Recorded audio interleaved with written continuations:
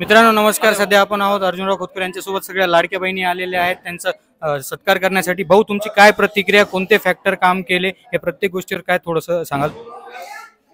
मुळामध्ये गेल्या 2.5 वर्षामध्ये माननीय मुख्यमंत्री एकनाथराव शिंदे यांच्या नेतृत्वामधलं सरकार स्थापन झाल्यानंतर या राज्याच्या विकासाला प्रचंड गती प्राप्त झाली आणि माननीय एकनाथ शिंदे साहेबांच्या व्हिजनमुळं अनेक चांगल्या शेतकरी, व्यापारी, शेतमजूर, समाजातल्या सर्व घटकाला न्याय देण्याची प्रक्रिया सुरू झाली।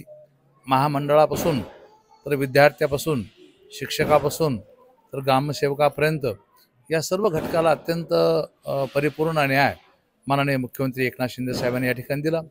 त्यांच्या नेतृत्वामध्ये पार पडलेल्या निवडणुकीमध्ये संपूर्ण राज्यभरामध्ये अत्यंत घवघवीत अशा प्रकारचं यश या ठिकाणी युती संपादित करू शकली। महाराष्ट्राचा विश्वास संपादन करण्यासाठी माननीय एकनाथ शिंदे साहेबांनी सर्वतोपरी प्रयत्न केले आणि महाराष्ट्रातल्या सामान्य जनतेचा विश्वास माननीय एकनाथ शिंदे साहेब यांनी जिंकलेला दिसतो।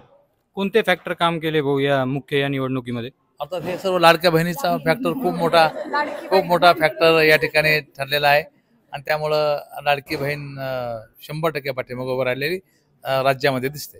विजयोत्सव कधी साजरा होणार, आता का मंत्रिपद मिळाल्यावर? नाही, असं काही नाही। विजय उत्सव मी ठरवलं आता की विनाकारण पोलिसावरती ताण पडतो, यंत्रणेवर ताण पडतो आणि त्या माध्यमातून मिरवणूक वगैरे मी काही काढणार नाही। सेलिब्रेशन घरातल्या घरात करू, आशीर्वाद घेऊन, आईवडिलांचा घेऊन मग पुढं मुंबईला येण्याच्या तातडीची सूचना आहेत, मुंबईला निघून जाईल। आम्हाला ही माहिती मिळालेली की छत्रपती संभाजीनगर येथे चॉपर हेलिकॉप्टर आलेलं आहे, त्याबद्दल काही सांगाल का? नाही, मला त्याची काही कल्पना नाही। आपण चॉपर विपरवाले नाहीत, आपण गाडीवाले माणसं आहेत, आपण गाडीने जाऊ। खूप खूप शुभेच्छा भाऊ। तर हे होते अर्जुनराव खोतकर। सगळ्या लाडक्या बहिणी आलेल्या आहेत त्यांचा सत्कार करायला। धन्यवाद।